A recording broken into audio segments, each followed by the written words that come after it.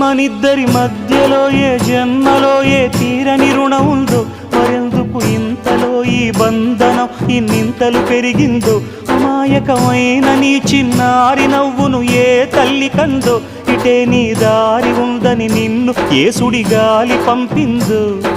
పాపం పుణ్యం దేవుడికెరుక, పేదకు దొరికిన బంగారు కణిక, పాలు వెన్నాలేవని అనక ప్రేమను తాగి పెరగవెసిలక. వలేసే పాడు లోకం కంటపడక ఉండు నాయనక, ఇలా నా గుండెలోనే గువ్వల కొలు ఉండిపోయింక. ఇటే పోస్తే ఎమున్నైనా నిలేస్తానే, మరింక ఏ కీడు నీ వంక రాలేదు.